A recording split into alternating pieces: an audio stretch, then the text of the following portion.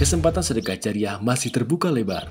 Salurkan sedekah jariah Anda melalui Bank Muamalat Indonesia 35300161716 atas nama Pondok Pesantren Tahkimus Sunnah Al-Islami, kode bank 147.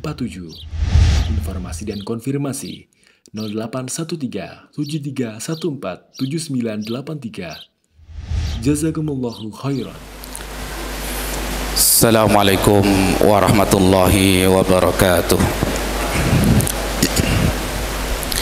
Bismillahirrahmanirrahim.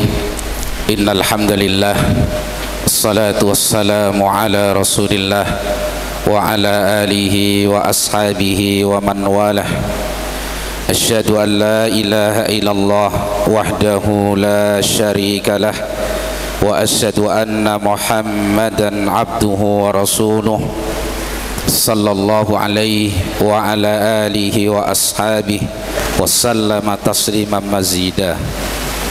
Ya ayyuhalladzina amanu taqullaha haqqa tuqatih wa la tamutunna illa wa antum muslimun.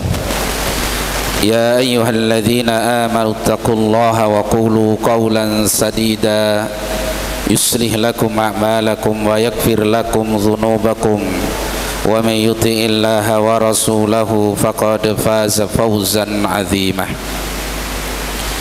Amma ba'du, fa inna asdaqal hadisi kitabullah wa khairal hadi hadi Muhammadin sallallahu alaihi wasallam wa sharral umuri muhdatsatuha wa inna kulla muhdatsatin bid'ah wa kulla bid'atin dhalalah wa kulla dhalalatin finnar. Ma'asyiral ikhwah wal akhwat rahimani wa rahimakumullah. Alhamdulillah, marilah kembali kita memanjatkan syukur kehadirat Allah Subhanahu wa taala atas limpahan nikmatnya yang demikian besar kepada kita. Di antaranya adalah nikmat duduk di majlisul ilm yang dengan sebabnya Allah Subhanahu wa taala akan memberikan banyak kebaikan. Allah Subhanahu wa taala akan turunkan ketenangan dan ketenteraman. Allah akan liputkan kepada kita rahmatnya yang sangat luas, dan Allah Subhanahu wa taala akan banggakan orang-orang yang berada di majelis ilm di hadapan para malaikatnya, dan fadilah-fadilah yang lain yang sangat besar. Maka mari kita terus berupaya untuk mensyukuri hal itu agar Allah Subhanahu wa taala selalu tetapkan nikmat tersebut pada diri kita. Ikhwan fiddin wa akhwati fillah rahimani wa rahimakumullah. Pembahasan kita masih di Ashhurul Hurum, bulan-bulan haram, kekhususan bulan-bulan haram. Pertama yang kemarin kita sebutkan, di bulan tersebut Allah Subhanahu wa taala menilai lebih besar dan lebih berbahaya perbuatan-perbuatan yang dilarang oleh Allah Subhanahu wa taala dikerjakan di bulan-bulan haram. Maka khusus wasiat dari Allah Subhanahu wa taala, fala tadlimu fihinna anfusakum. Jangan kalian berlaku zalim pada bulan-bulan haram tersebut akan diri kalian sendiri. Para ulama menjelaskan, yaitu dengan seorang melakukan perilaku-perilaku dosa dan maksiat di bulan-bulan haram. Keharaman tetap keharaman dimanapun dan waktu apapun, tapi terkhusus di bulan-bulan haram nilainya lebih besar. Sebagian ulama menjelaskan berbeda dengan kebaikan. Kalau kebaikan dilakukan di waktu yang fadilah, maka dilipatkan secara jumlah. Dan ini kasih sayang Allah Subhanahu wa taala. Sedangkan kalau perilaku dosa atau keharaman dilakukan di waktu yang terkhusus seperti di bulan-bulan haram misalkan, itu bukan jumlahnya yang dilipat gandakan, tapi nilai dosanya itu yang lebih besar. Dan itu Allah Subhanahu wa taala menyatakan, man jaa bil hasanati falahu asru amsalihah wa man jaa bis sayyiati fala yujza illa mislaha wa hum la yudlamun. Barang siapa yang datang dengan membawa satu kebaikan, maka akan Allah berikan balasan 10 kali lipat yang semisal itu. Dan barang siapa yang melakukan satu kejahatan, fala yujza illa mislaha, Allah tidak akan beri balasan kecuali yang semisalnya. Wahum la yudlamun, dan mereka tidak dizalimi. Ini kasih sayang Allah SWT. Jadi satu kejahatan tetap dihitung satu, meskipun dikerjakan di bulan haram, hanya nilai ancamannya lebih besar, lebih dahsyat. Ya, nah, karena itu dijaga diri kita di waktu-waktu ini. Ya, harus betul-betul diperjuangkan, karena banyak orang yang sudah diberi taufik oleh Allah Subhanahu wa taala bisa melaksanakan amal-amal ketaatan, tapi dia masih banyak belum mampu meninggalkan hal-hal yang diharamkan oleh Allah Subhanahu wa taala. Dia bisa salat dengan baik, khusyuk, bisa puasa, bisa sedekah dan kebaikan-kebaikan yang lain, tapi kadang-kadang dia tidak mendapatkan taufik untuk meninggalkan hal-hal yang dilarang oleh Allah Subhanahu wa taala. Coba kita cek diri kita masing-masing. Kita sudah puasa, Masya Allah, salat kita, masalah zikir kita, Masya Allah, tapi kadang-kadang ghibah kita juga terus berjalan, dan kezaliman-kezaliman yang lain kadang-kadang Masya Allah kita berat.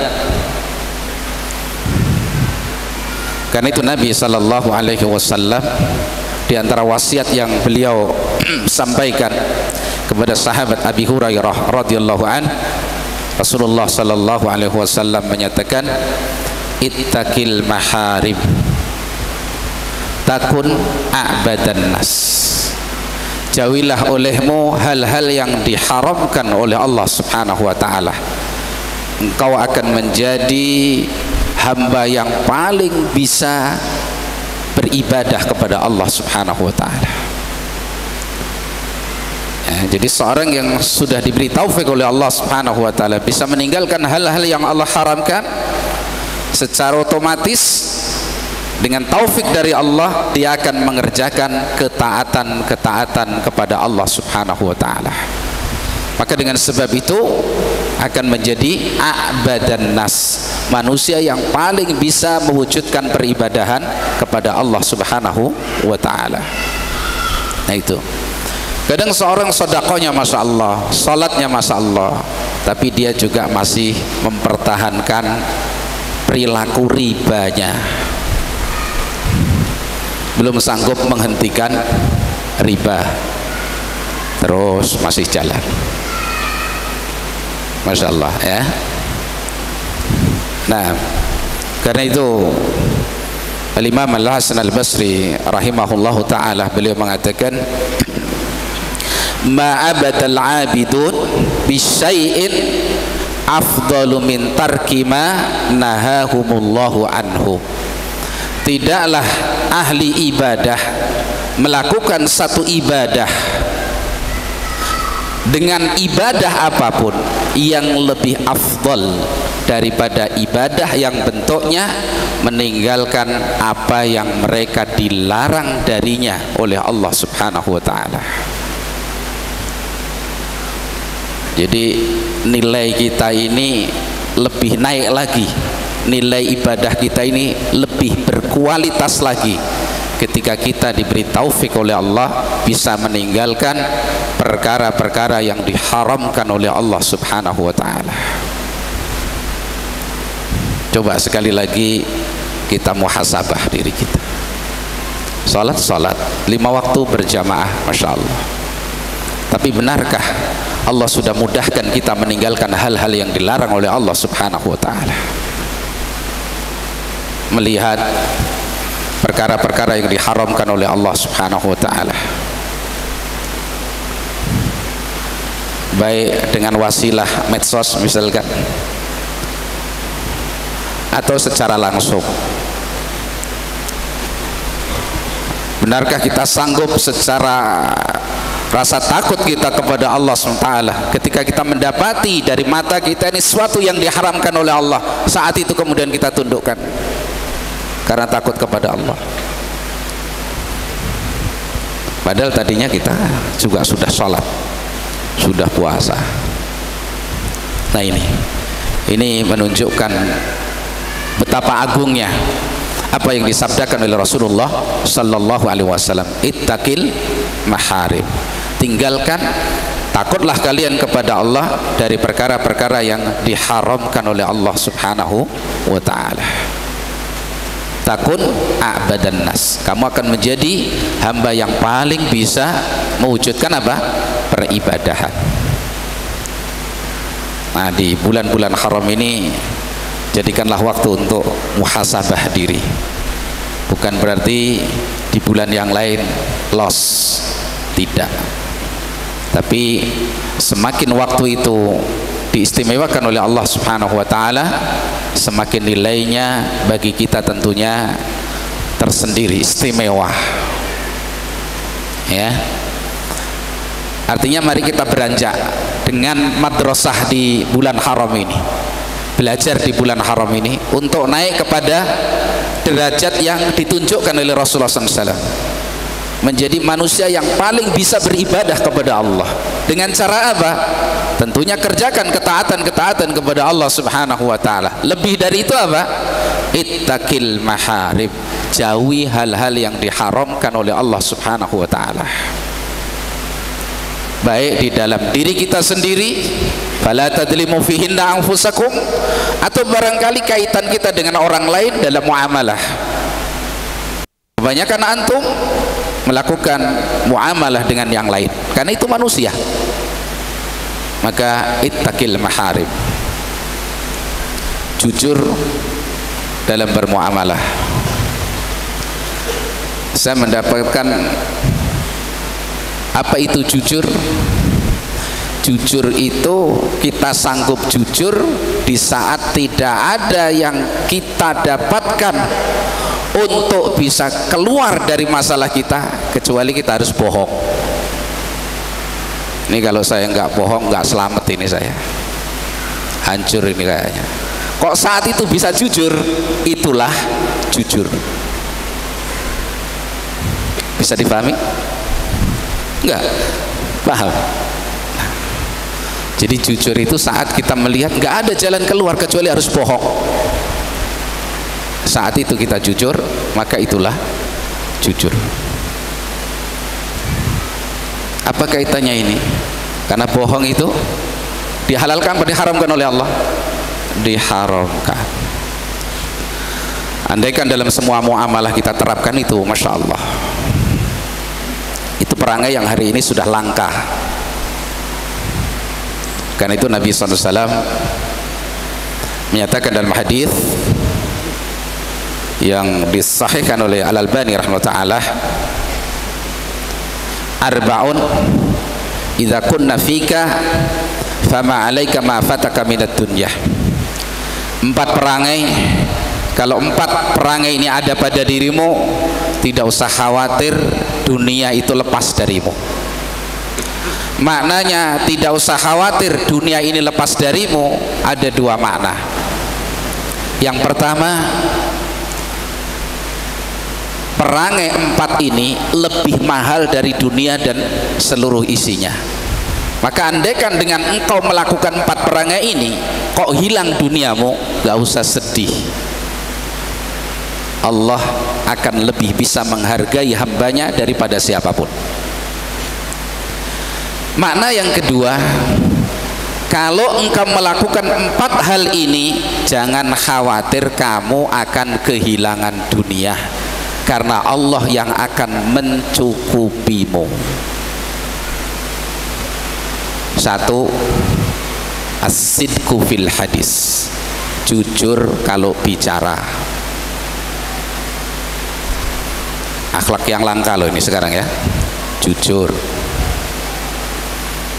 Kenapa langka? Karena Nabi mengkhabarkan nanti akan datang satu masa di mana keadaan itu sudah terbalik, sehingga orang yang pendusta dianggap jujur, yang jujur justru didustakan. Jadi perangai pertama as-sidqu fil hadits, jujur kalau bicara. Yuk saya, anak-anak sekalian, ikhwah dan akhwat sekalian, belajar jujur apa melanjutkan jujur? Wis dua-duanya. Jangan bohong. Alaikum bisidqi, kata Nabi. Kalian berlaku jujur. Fa inna sidqa, jujur itu membawa kepada kebaikan. Wal birra yahdi ila al jannah, dan kebaikan itu akan mengantarkan ke dalam surga. Wa iyyakum wal kadzib, jauhi oleh kalian dusta. Fa innal kadziba yahdi ilal fujur, karena dusta itu akan mengantarkan kepada perilaku dosa jahat. Wal fujur yahdi ila annar, dan perilaku jahat akan mengantarkan ke neraka.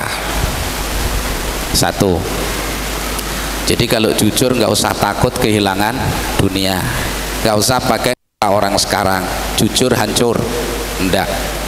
Ini yang suruh siapa? Allah, yang suruh Rasulnya. Masa orang mengamalkan agama Allah kan hancur? Nggak usah khawatir dagangannya rugi kalau jujur, enggak kalau rugi. Itu ini barang kualitas seperti ini, kalau kita ngerti terangkan. Kalau cacat terangkan cacat, begitu. Kalau kurang dari sekilo bilang kurang, udah jujur aja, udah gak usah khawatir, jujur. Allah yang menjaga kita ya. Ini kalau jujur nanti nggak laku, jujur aja, laku nggak laku pakai sendiri kan gitu. Kata Nabi nggak usah khawatir hilang dunia, jujur. Yang sekolah juga jujur, yang belajar juga jujur, imtihan ya jujur, nggak boleh ngepek, ngerti ngepek itu, nyontek nggak boleh. Orang yang sekolah kuliah untuk meraih dunia apa akhirat, ya jujur. Itu sertifikasi ya jujur. Jangan kopas punya orang ganti nama terus nggak berkaya minta nilai lebih. Ini model sebagian orang-orang hari ini ya, nggak semuanya, mudah-mudahan nggak ada di sini ya. Kadang-kadang kalau nggak begitu nggak diterima kita, ya jujur, nggak usah khawatir hilang dunia. Itu 1, as-sidqu fil hadis. Yang kedua, hifdzul amanah, menjaga amanah. Masya Allah, dijaga amanah. Suami punya istri, istrinya amanah, dididik, jangan dibiarkan. Anak-anak amanah apa beban? Dua-duanya ya toh? Amanah, dididik. Nanti orang tua akan ditanya oleh Allah, ilmu apa yang sudah diajarkan kepada anaknya, adab apa yang sudah diajarkan kepada anaknya.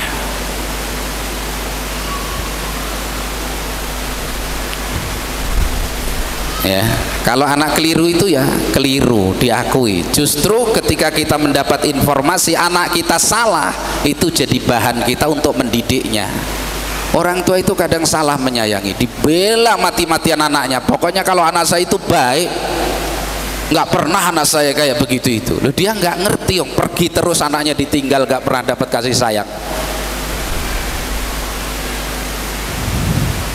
Ya, itu amanah.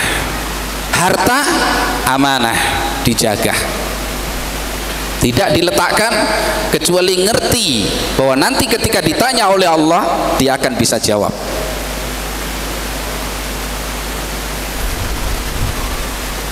Dan gitu. Bahkan Nabi mengatakan la tazulu qadama 'abdin yaumal qiyamah hatta yus'ala an arba'in. Tidak akan bergeser kedua telapak kaki Bani Adam, manusia, nanti di yaumul qiyamah sampai dia ditanya 4 hal. Di antaranya tentang hartanya.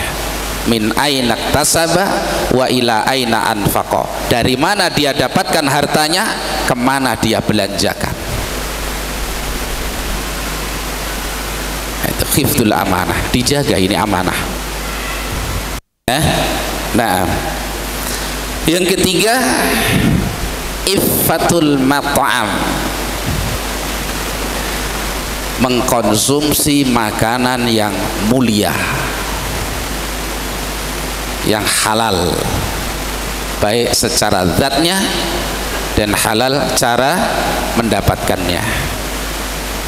Bahkan yang mulia, yang jelas-jelas halal, halalan thayyiban, yang bagus.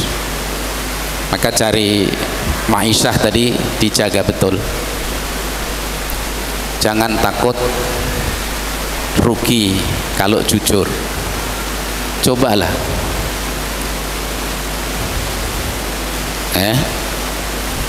supaya yang didapat nanti mau dimakan jelas halal bagus. Itu yang ketiga. Ahlu sunnah, ahli tauhid, muslim tidak makan kecuali yang jelas halal. Kalau terlanjur ada yang masuk ke rongga ini dengan bentuk jelas haram, apalagi zatnya yang haram, maka segera bertaubat kepada Allah Subhanahu wa ta'ala. Bersihkan. Abu Bakar subhat aja dikocok ini tenggorokannya supaya keluar makanan yang subhat tadi dari rongganya. Coba kita pastikan, karena kadang-kadang kita ini memandang problem yang terjadi baik pada diri kita, mungkin istri kita, mungkin anak-anak kita, mungkin lebih luas keluarga kita, hanya melihat itu sebuah problem. Ini saking kita ini kurang saking muhasabah diri. Di antara salaf kita, satu saat ketika dia mau pergi, dia ambil kudanya ini melawan. Enggak biasanya seperti itu. Masuk ke rumahnya, minta agar istrinya mempersiapkan apa yang dia butuhkan untuk safarnya. Istrinya tinggi kata-katanya, melawan. Dia tidak melihat masalah itu sebagai sebuah masalah. Ini kuda nakal, istri yang nusus, tidak begitu. Dia diam, kemudian merenung, dia katakan pada dirinya, ini jelas ada dosa yang saya kerjakan. Masya Allah.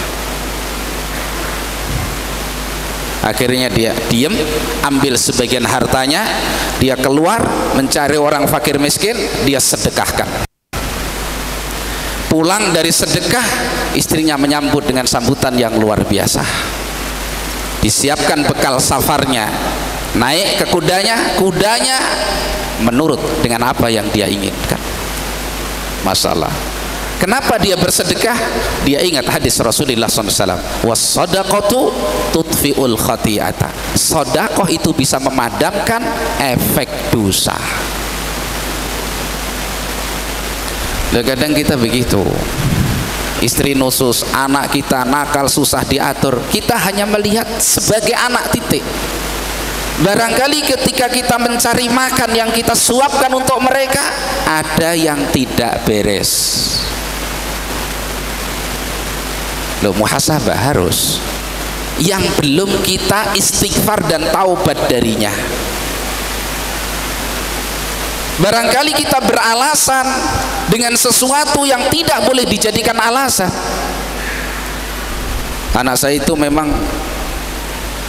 mengidap apalah begitu. Tidak, dididik anaknya gitu. Sambil muhasabah diri. Jelas maksud kita ya? Nah, barangkali munculnya problem itu karena kita lalai dari Allah Subhanahu wa ta'ala. Kita lihat mungkin di anak-anak kita problem begitu besar, anak-anak kita liar. Bahkan kita khawatir, ragu kalau ditanya, anak sampean sholat gak sholat? Gak ngerti. Gak ngerti saya. Bahaya kan itu. Anak saya konsumsi hal yang haram apa tidak ya? Kita gak ngerti. Sudahkah kita siapkan jasad kita untuk bangun di tengah malam, ketuk pintunya Allah dengan kesadaran akan sangat kurangnya kita memohon kepada Allah, merengek, menghibah, menangis, mengadukan kefakiran kita akan problem yang terjadi di anak-anak kita, agar Allah Subhanahu wa ta'ala berkenan membimbing anak-anak kita. Kalau itu belum kita kerjakan, kemudian kita mengatakan kurang apa saya terhadap anak saya, ya kurang. Masya Allah ya. Jadi perhatikan, barangkali ada makanan yang kita berikan kepada mereka, kita anggap biasa, ternyata menjadi sebab hal-hal yang tidak kita inginkan pada keluarga kita. Apa yang ketiga? Iffatul mat'am. Makanlah makanan yang mulia, yang terhormat, yang didapat dari jalan yang jelas, yang terang. Ini tolong jangan sembrono kita. Tadi mungkin kita salat, puasa, haji barangkali sudah haji, umroh sudah umroh barangkali, tapi meninggalkan hal-hal yang dilarang oleh Allah Subhanahu wa ta'ala, ini perkara yang butuh perjuangan secara tersendiri.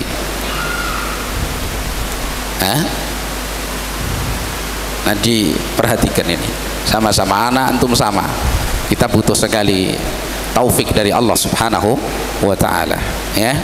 Kemudian yang keempat, husnul khuluq, akhlak yang bagus. Ini 4 hal. Kalau seorang diberi oleh Allah 4 hal ini, tidak usah khawatir dunia lepas darinya. Jujur, jaga amanah, makan makanan yang halal dan mulia, kemudian apa? Husnul khuluq, akhlak yang baik diterapkan ya. Ini pesan Rasulullah sallallahu alaihi wasallam. Baik. Kemudian di antara kekhususan bulan haram yang kedua, wa minha annahu yuhramu fiha ibtida'u qitalil a'da. Di bulan haram itu diharamkan, dilarang memulai peperangan.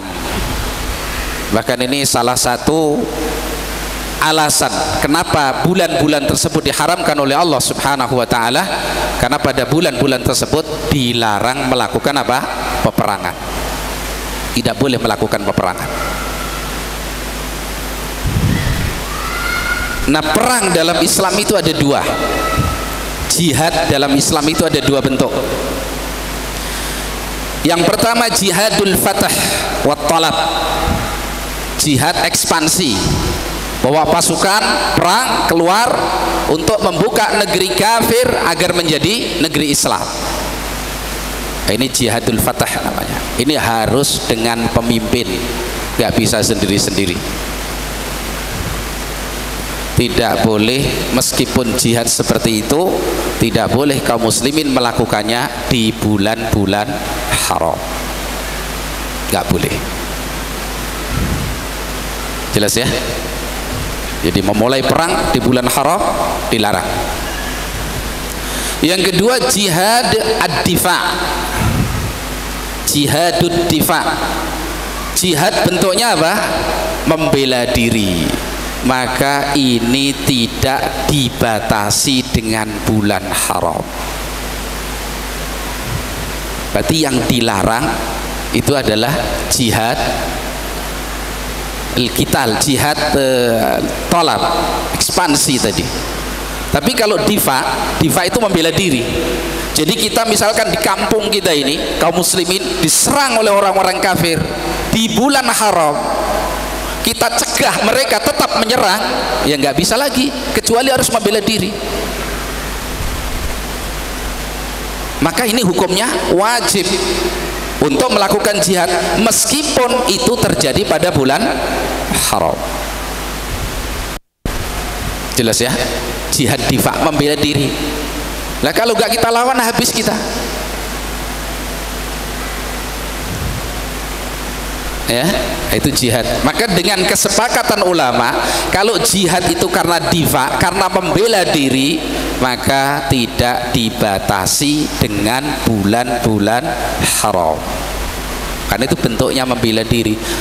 Kan itu seorang di rumah datang perampok.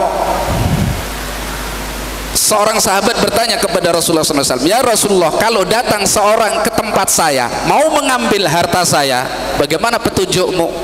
Qatilhu, perangi dia. Loh ini di bulan haram ini misalkan, ya gimana lagi? Kalau enggak kita yang dibunuh, diperangi. Tapi diperangi loh ya. Nabi nggak katakan langsung tuluh, tidak begitu. Bunuh dia, tidak. Perangi dulu, dicegah. Sampai kalau konsekuensi mencegahnya itu harus membunuhnya, yaitu namanya darurat. Ini kalau perampok di rumah loh ya.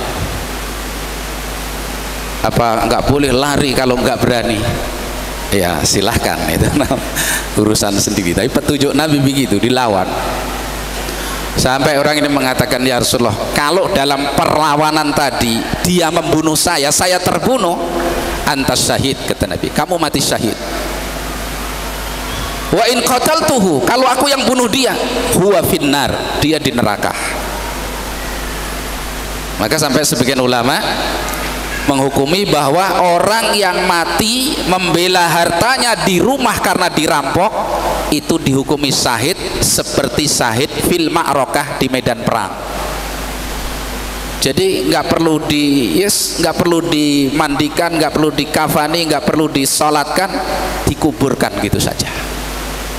Seperti jenazah yang mati di medan perang, syahid.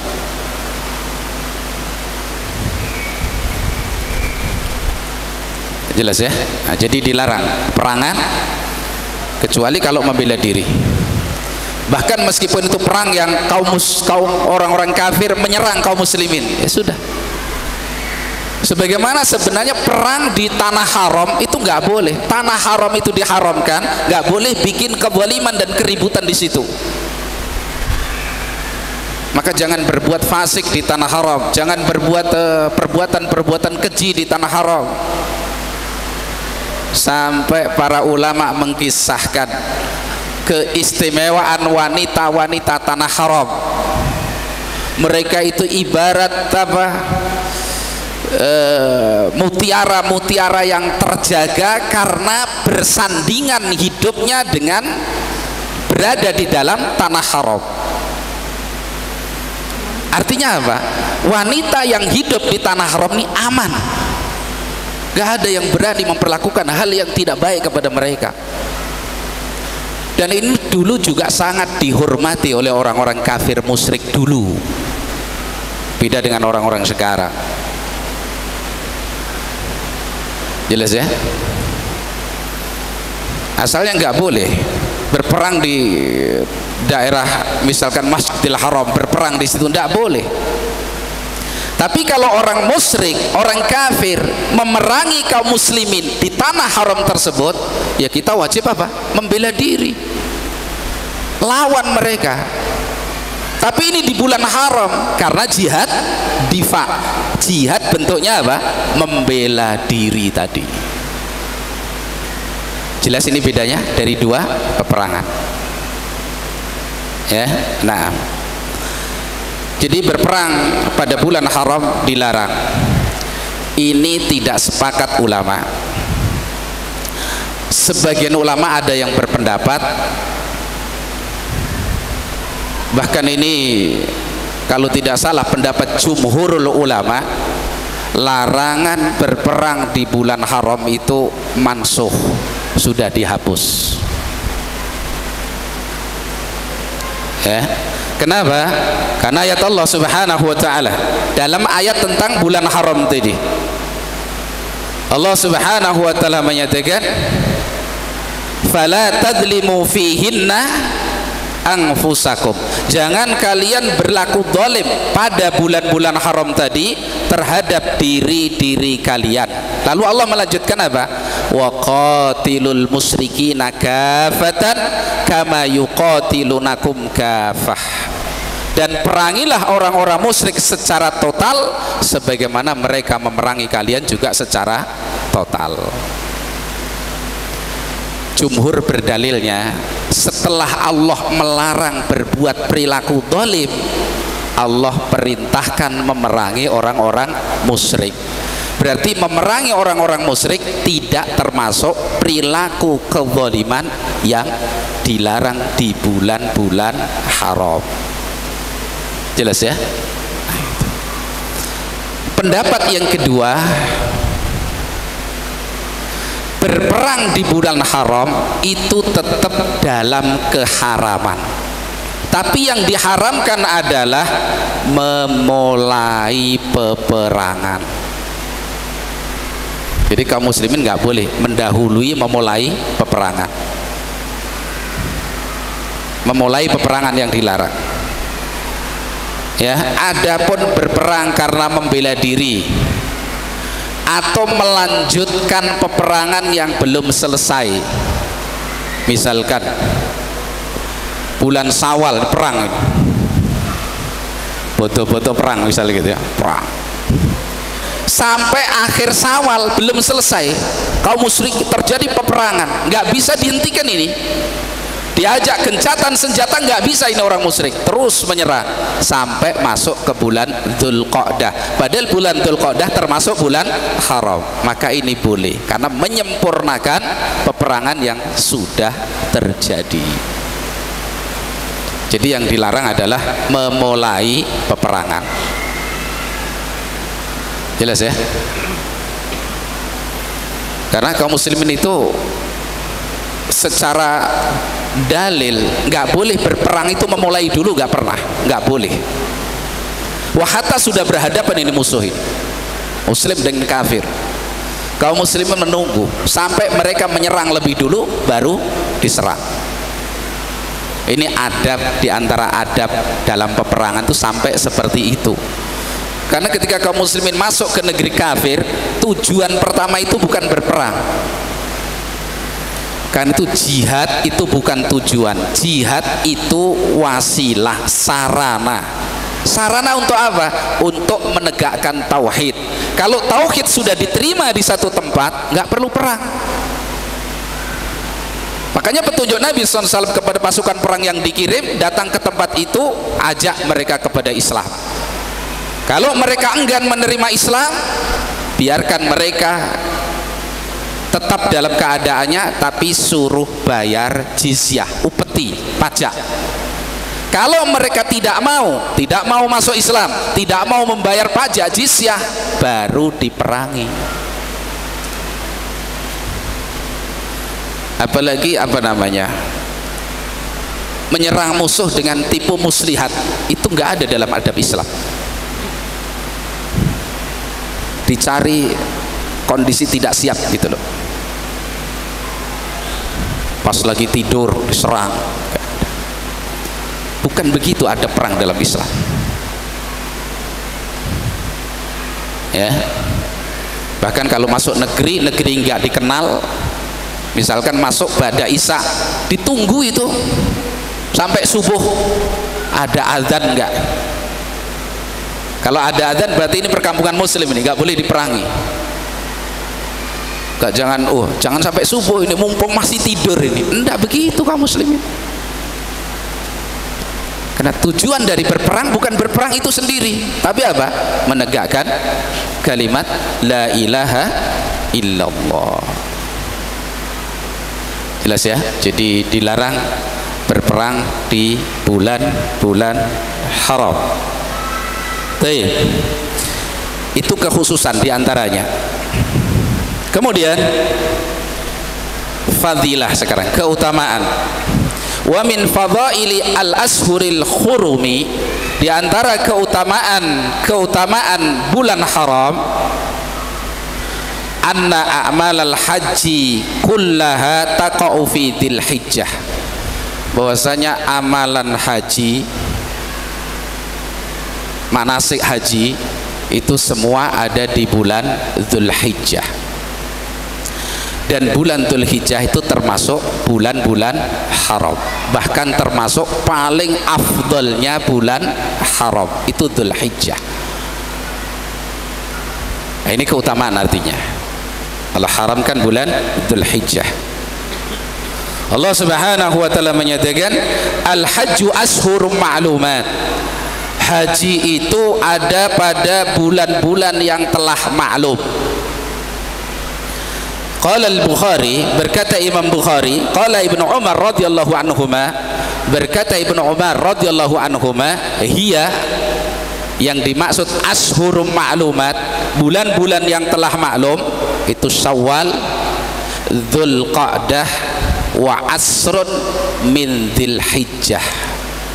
Bulan Syawal, bulan Dzulqa'dah, dan 10 hari bulan awal Dzulhijjah, atau puluhan pertama bulan Dzulhijjah. Disitulah haji itu ada. Gimana memahami haji di bulan Syawal? Syawal itu bulan haji lah ya. Syawal, Dzulqa'dah, Dzulhijjah. Artinya orang memulai manasik haji di bulan Syawal boleh. Kalau dia mau ihram haji dimulai di bulan Syawal boleh. Dia ihram. Kalau hajinya tamattu, misalkan dia umroh untuk haji di bulan Syawal, kemudian tahallul selesai, baru nanti di bulan tanggal 8 Dzulhijjah dia memulai ihram hajinya, sah, boleh. Karena Syawal termasuk bulan haji. Jelas ya?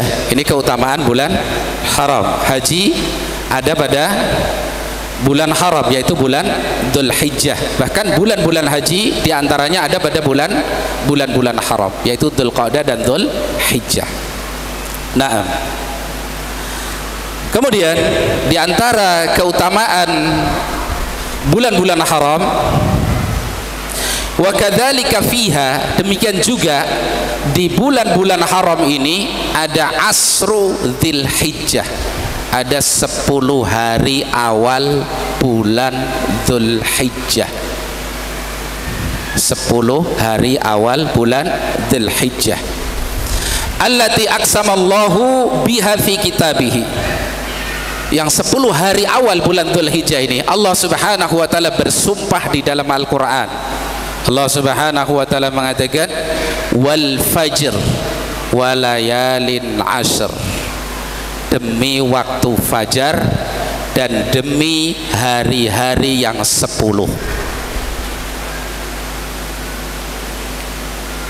Yang dimaksud di sini walayalin ashr, 10. Qala Ibnu Abbas, berkata Abdullah bin Abbas radhiyallahu anhuma, al-layalil asru alladzi aqsamallahu biha fi layalil asri hiya layalil asril al-awwalu min hijjah. Yang dimaksud wal fajri walayalin asr, walayalin asr itu adalah hari-hari 10 awal bulan Dzulhijjah. Ini penafsiran Abdullah bin Abbas. Apa istimewanya 10 hari awal bulan Dzulhijjah? Kita lihat, Rasulullah sallallahu alaihi wasallam mengkhabarkan bahwasanya 10 awal bulan Dzulhijjah ini termasuk hari-hari yang paling utama, termasuk hari-hari yang paling utama. Nanti sebentar lagi kita masuk ya, Dzulhijjah. Ini sudah pertengahan Dzulqa'dah. Rasulullah SAW mengatakan dalam hadis riwayat Al-Bazzar rahimahullahu ta'ala, beliau mengatakan afdalu ayyamid dunya ayyamul asri, paling utamanya hari-hari dunia itu hari 10 awal Dzulhijjah. Masya Allah. Kalau di Ramadan kita 10 akhir berjuang luar biasa, tentunya juga demikian di 10 awal bulan Dzulhijjah. Bahkan para ulama sebagian mereka mengatakan 10 awal Dzulhijjah lebih afdal dari 10 akhir Ramadan, terutama siang harinya. Kalau yang polemik malamnya, malam 10 awal Dzulhijjah dengan malam akhir 10 akhir Ramadan.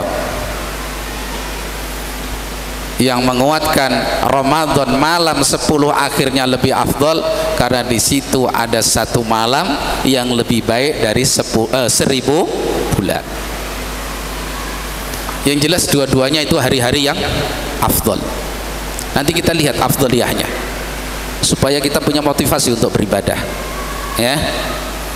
Tadi Nabi SAW mengatakan afdalu ayyamid dunya ayyamul asr, paling utamanya hari-hari di dunia ini adalah 10 awal bulan Dzulhijjah. Maka ini sudah disyariatkan puasa ini tanggal 1 sampai tanggal 9. Kalau 1 sampai 8 luput, jangan luput tanggal 9 atau hari Arafah. Mungkin kalau 1 sampai 8, 1 sampai 9 berat, jangan luput tanggal 9 yaumu Arafahnya, jangan luput itu ya. Nah, dalam hadis riwayat Imam Bukhari dan Imam At-Tirmidzi dari hadis Ibnu Abbas radhiyallahu anhuma, anna Nabiy sallallahu alaihi wasallam qala, Rasulullah sallallahu alaihi wasallam bersabda, coba ini keutamaan 10 awal Dzulhijjah. Beliau mengatakan, ma min ayyamin, tidak ada dari hari-hari, al-amalu salihu fihinna ahabbu ilallah min hadhil ayyamil asri, tidak ada dari hari-hari yang ada amal soleh yang dikerjakan di hari-hari tersebut lebih Allah cintai daripada hari-hari 10 awal bulan Dzulhijjah. Masya Allah. Nanti lihat perbandingannya. Jadi Nabi SAW mengatakan tidak ada dari hari-hari yang ada di hari-hari dunia ini yang amal soleh dikerjakan padanya lebih utama daripada hari-hari 10 awal bulan Dzulhijjah, tanggal 1 sampai tanggal 9. 10, kalau 10-an nanti ada dalil sendiri sampai berakhirnya hari-hari tasyrik.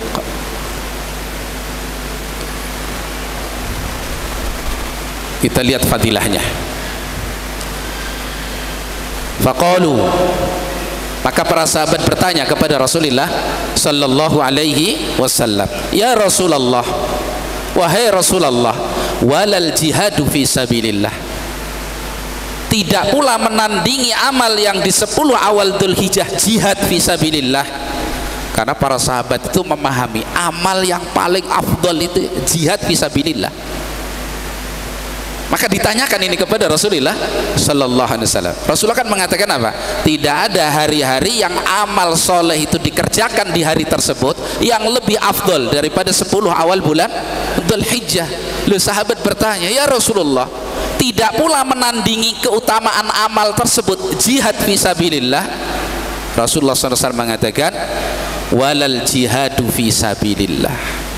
Masya Allah, tidak pula jihad fisabilillah, perang loh di jalan Allah, nggak bisa menandingi amal soleh ketaatan yang dikerjakan di 10 awal bulan Dzulhijjah.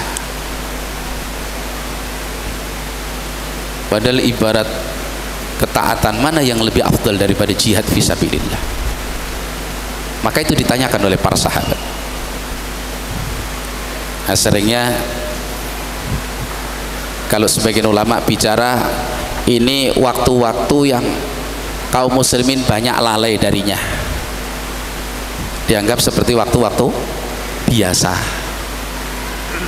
Kalau Idul Fitri berapa hari? Antum beridul fitri berapa hari? 7 hari. 7 hari lebaran ketupat kan gitu ya.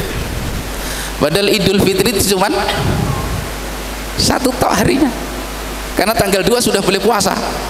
Andaikan itu Id, boleh nggak puasa? Nggak boleh. Jelas. Dan sedang Idul Adha itu sampai berapa hari? 4 hari. Yaumun Nahar, Yaumul Qar, Yaumut Tasrik. Nah ini, makanya kalau istilah Jawa ini bodo besar. Nah, gitu. Hari raya besar. Tapi kadang-kadang banyak kaum muslimin yang justru kurang perhatian. Kalau Ramadan, masya Allah, gak usah diragukan. Kalau Ramadan tuh dari tanggal 1 sampai tinggal akhir Ramadan kita perjuangkan luar biasa. Nah ini cuman 10 atau 13 hari, mestinya kita juga perjuangkan dengan perjuangan yang luar biasa. Kenapa? Karena Nabi mengatakan itu tidak ada amal ketaatan yang lebih utama. Sampai para ulama ini lebih utama daripada puasa di hari-hari Ramadan itu. Nah di sini kita Ramadan untuk baca Quran, i'tikaf, ya dah, i'tikaf, i'tikaf yang model hari ini, gitu. I'tikaf model hari ini itu i'tikafnya orang-orang lemah, kan gitu. Tapi walhamdulillah masih judulnya apa? I'tikaf. Jadi malam tok atau sebagian malam. Nah itu diperjuangkan untuk baca Quran, untuk sholat, nggak tidur. Nah sebentar lagi, setengah bulan lagi kurang lebih, kita masuk di 10 awal bulan Dzulhijjah. Nabi mengatakan tidak pula jihad fisabilillah illa, kecuali rajulun, seorang, kharaja binafsihi wa malih, keluar berperang dengan dirinya dan membawa seluruh hartanya. Masya Allah. Kecuali yang jihadnya seperti ini, berperang di jalan Allah, bawa dirinya dan seluruh hartanya. Falam yarji min dzalika bisyai'in, dari apa yang dia bawa perang tadi tidak ada satupun yang kembali. Hartanya memang sudah diberikan di jalan Allah, jihad fisabilillah, dia terbunuh karena membela agama Allah. nyawanya diberikan, hartanya diberikan, baru itu bisa menandingi amal ketaatan yang dikerjakan di 10 awal bulan Zulhijjah. Kenapa kita tidak memberikan perhatian yang sangat? Keutamanya Masya Allah ya. Nah, kemudian wa min fadhailiha, di antara keutamaan bulan-bulan haram adalah anna fi al-ashhuril hurumi yaumu arafah. Di bulan-bulan haram itu nanti ada di bulan Dzulhijjah, yaitu hari Arafah. Hari Arafah ada di bulan haram, tepatnya di bulan Dzulhijjah. As-saumu fihi lahu fadlun kabir. Berpuasa di hari Arafah itu mendapat keutamaan yang sangat besar. Nabi SAW mengatakan was-saumu arafata yukaffiru sanatain al-madiyah wal mustaqbilah.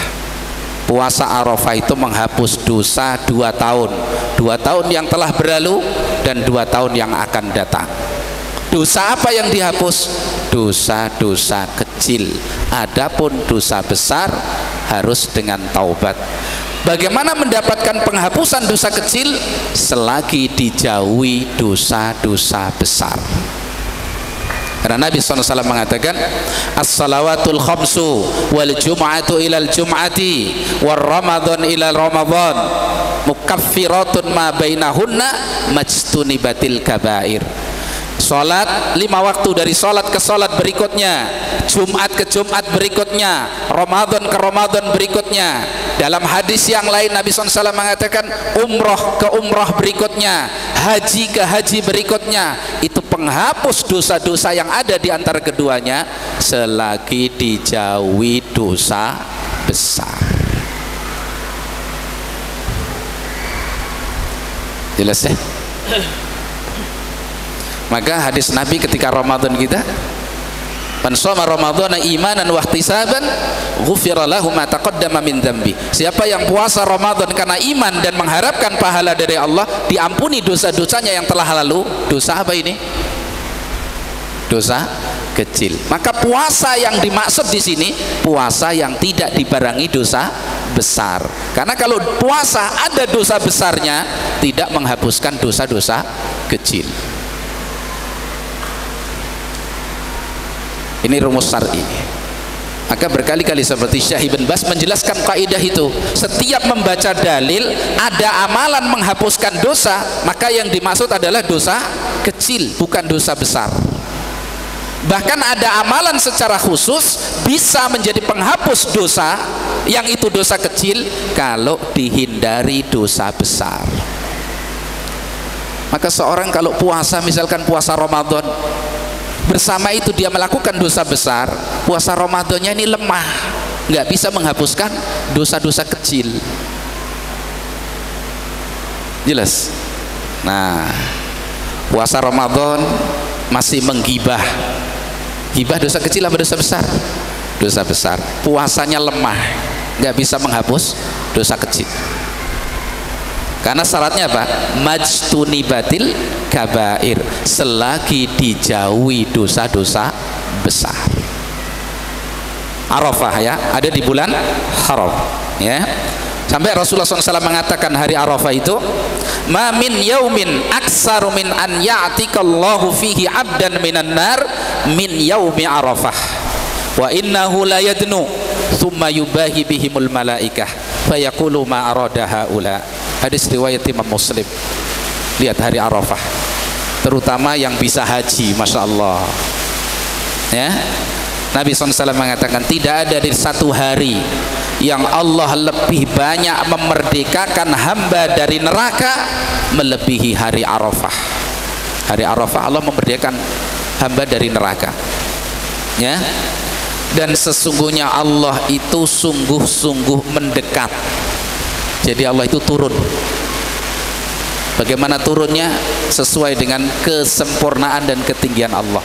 Pada hari Arafah Allah turun mendekat kepada orang-orang yang wukuf di padang Arafah. Ahli sunnah mengimani Allah punya sifat dekat, turun pada waktu wukuf jamaah haji di Arafah. Lalu Allah membanggakan orang-orang yang wukuf di Arafah tadi di hadapan para malaikat. Dan Allah menanyakan apa yang mereka inginkan.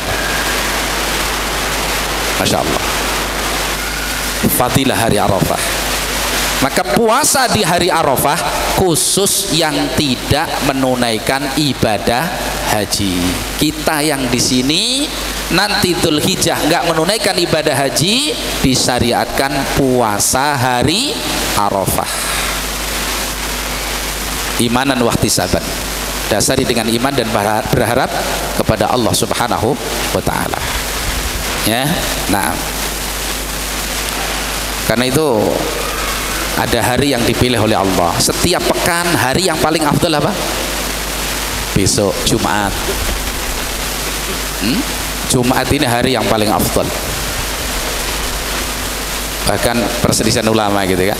Ada pendapat ulama yang mengatakan hari Jumat itu hari yang paling afdal mutlak dari seluruh hari yang ada, sampai termasuk lebih afdal dari hari Arafah.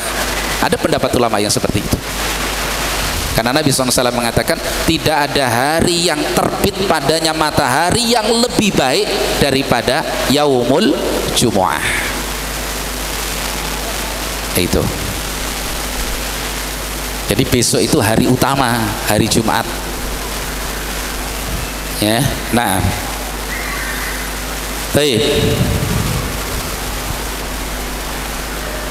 Mungkin itu ya beberapa keutamaan. Kita lanjutkan, masih banyak. Insyaallah mudah-mudahan beberapa hal yang kita kaji bisa memberikan motivasi bagi kita untuk betul-betul memperhatikan bulan-bulan haram ini dengan mengisinya dengan ketaatan-ketaatan kepada Allah Subhanahu wa Ta'ala. Nanti insyaallah kalau ada kesempatan kita sempurnakan dan kita bahas secara khusus tentang bulan haram yang paling afdal, yaitu Dzulhijjah, khususnya di 10 awal Dzulhijjah, supaya nanti kita masuk bulan Dzulhijjah ada tambahan ilmu sehingga menjadi persiapan kita untuk bisa memanfaatkan waktu-waktu di awal Dzulhijjah dengan sebaik-baiknya. Demikian insyaallah, wallahu a'lam bishawab. Sallallahu wasallam wa baraka ala nabiyyina Muhammadin wa ala alihi wa sahbihi ajma'in. Subhanakallah bihamdik, asyhadu an la ilaha illa anta, astaghfiruka wa atubu ilaik. Assalamualaikum warahmatullahi wabarakatuh.